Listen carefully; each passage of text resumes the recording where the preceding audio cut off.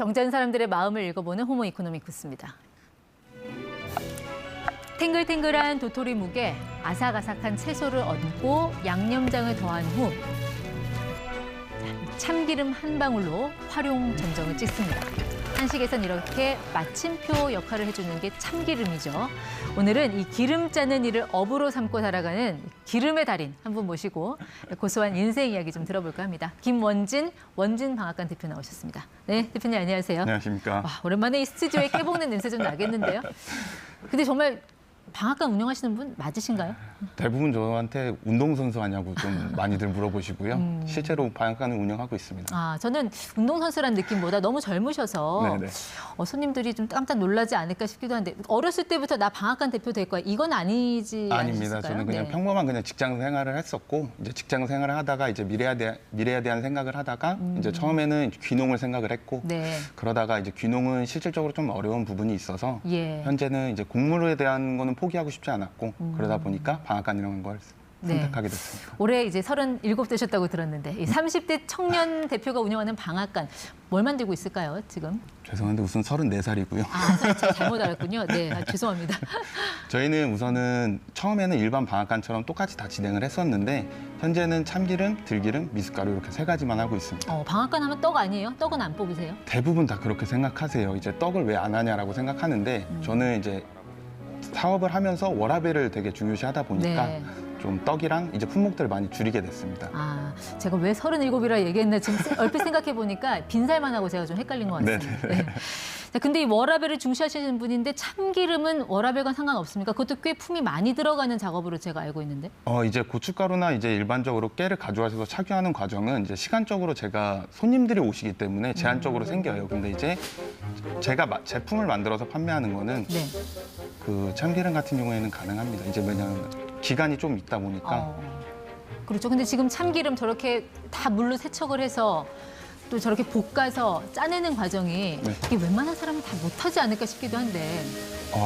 우선 저 과정 같은 경우에는 지금 이제 저기가 가장 중요한 저온으로 이제 볶는 로스팅하는 과정인데요. 저 부분에서 이제 다른 방앗간과 좀 차별점이 있습니다. 저온 압착 방식. 근데 보통 참깨는 이렇게 고온에 확 볶아야 뭐 향이 진해진다. 이렇게 얘기하는 분들도 계시던데요. 이게 참 아이러니하긴 한데 음식 같은 경우에는 건강에 좀 안 좋아야 좀 맛있습니다. 깨 같은 경우, 참기름 같은 경우도 좀 태워야 맛이 안 좋긴 한데 깨 같은 경우에 태우면 이제 벤조피렌이나 이런 네. 나쁜 물질들이 좀 발생을 하고 그러다 보니까 저온으로 착유하고 있습니다. 근데 사실 이 참기름의 품질은 참깨의 품질이 좌우한다고 하잖아요. 네. 참깨는 어디서 가지고 오세요?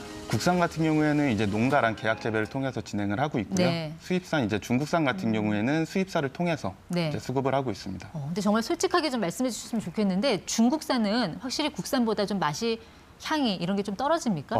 저는 이 기회를 통해서 좀 중국산에 대한 편견을 가지고 있었다면 좀 그거를 바꾸는 계기가 되고 싶고 이게 열대 작물이다 보니까 실질적으로 국내보다는 중국에 대한 좀 더 그 재배할 수 있는 환경이나 이런 게 좀 더 잘 돼 있어요. 네. 그러다 보니까 너무 편견을 갖고 중국산은 안 좋다라고 생각하지 마시고 이제 중국산도 이제 지역에 따라서 등급이 있습니다. 그래서 네. 뭐 이제 A 등급을 사용하고 하면 국산이랑 이제 그래요. 큰 차이는 못 느끼실 수도 있어서 다만 가격은 차이가 있다는 거죠. 원재료 값 차이 때문에 한 2배 정도는 차이 납니다. 2배 정도.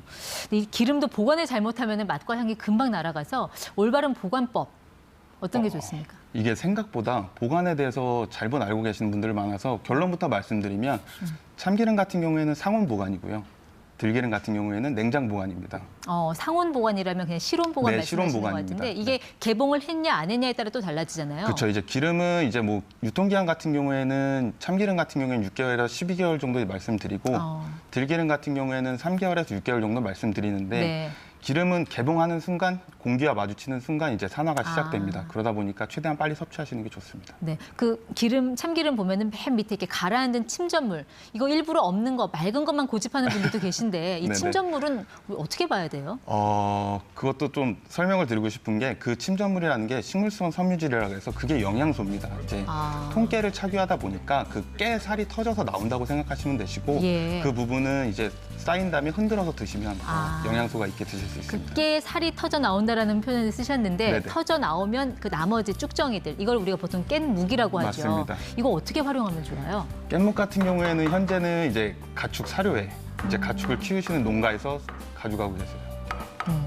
저렇게 막 깐깐하게 따지면서 참기름 뽑으면 하루에 몇 병이나 뽑을까 싶기도 한데 몇 개 정도 나와요? 저는 이제 워라밸을 중요시하기 때문에 9to6는 확실히 지키고 네. 9to6 동안 최대한 짤 수 있는 게 저희는 이제 착유하는 시간이 좀 길어요. 볶는 시간이 길다 보니까 하루에 한 60병에서 70병 정도는 만들 수 있는 것 같습니다. 꽤 많이 뽑으시네요. 네네.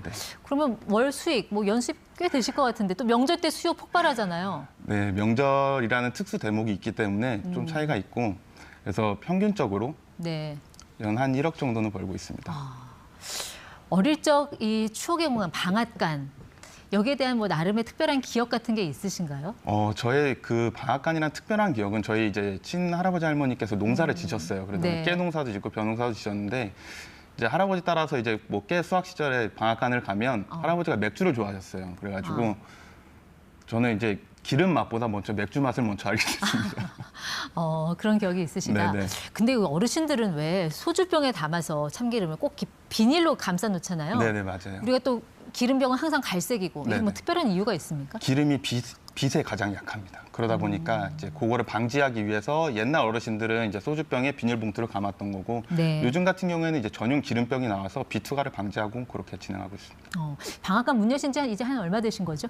20년도부터니까 거의 한 3년 정도 된 것 같습니다. 2020년이면 코로나 터진 직후 네, 아닌가요? 맞아요. 좀 코로나 힘든 시기 시기도 때. 좀 있으겠네요. 그래서 좀 미룰까도 생각을 했었어요. 이게 조금 더 미뤄서 할까 했는데 만약에 미뤘으면 아직까지도 오픈을 못했을 것 같고 네. 근데 참 이것도 아이러니하게 예. 저는 코로나 상황이 도움이 많이 됐습니다. 그 이유는 이제 예를 들어서 이제 결혼식 같은 게 있으면 네. 식사를 못 하시잖아요. 아.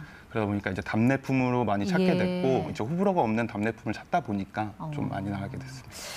보통 주부들은 참기름 고를 때 고민 많이 하거든요. 혹시 이 주부들한테 우리 대표님만이 알고 있는 어떤 팁 같은 거 혹시 좀 알려줄 거면 없어요? 이게 저는 모두가 알고 있다고 생각했는데 이게 뭐 전부 다 이제 집 주변에 방앗간이 있진 않아요. 그러다 보니까 이제 마트에서 사실 때도 있는데 네. 마트에서 살 때 주의점은 이제 뒤에 성분 표시를 보면 깨분이라고 표시가 돼 있는 게 있고 맞습니다. 네. 통깨라고 표시가 돼 있는 게 있습니다. 예. 이제 깨분이라는 게 이제 모르셔서 그냥 사시는 경우가 있는데 그 부분은 이제 깨 가루를 수입을 해서 이제 예. 그거는 이제 화학 물질로 기름을 이제 추출하는 방식이라서 네. 그것만 그거는 이제 좀 이제 맛과 향이 예. 좀 덜하다고 보실 수 있습니다. 알겠습니다. 제가 앞서 그 참기름의 달인이라고 말씀하신 제가 너무 과장된 편 아닌가라고 생각했는데 지금 말씀하신 거 들어보니까 거의 박사급이신 것 아유, 같은데 아닙니다. 이런 기술은 어디서 배우셨어요? 무슨 학원에 있는 것도 아니잖아요. 네, 맞습니다. 이게 저도 처음에 배울 때 힘들었어요. 이게 대부분 3D 업종이라고 생각하기도 하고 방앗간이라는 업 특성상 대부분 가업을 물려받기 때문에 네. 어디 가서 뭐 가르쳐 주거나 학원이라는 데가 있지 않아서 네. 저도 이거를 하고 싶어서 뭐 발품도 팔고 소개도 받고 이렇게 해서 진행하게 됐습니다. 보통 2, 30년, 뭐 4, 50년 정도 이렇게 방앗간 운영하시는 분들이 많으시니까 그분들이 또 그런 노하우를 이렇게 쉽게 얘기하지 않으셨을 것 같고 네네. 앞으로 대표님은 어떻게 하실 건가요? 자녀분한테 이거를 가업으로 넘길 생각이 있으세요? 아직 미혼이라서 좀 생각을 좀 들여보긴 했는데 저는 지금 삶에 만족하고 있고요. 제가 만약에 자식이 있다면 저는 이 삶을 그대로 유지해 나갈 수 있도록 만들어주고 싶습니다. 네, 저도 이 추억의 공간이 사라지지 않았으면 좋겠습니다. 앞으로도 기름 냄새 계속 맡게 해주셨으면 좋겠습니다. 네, 지금까지 호모 이코노미크스 김원진 방앗간 대표와 함께했습니다. 고맙습니다. 감사합니다.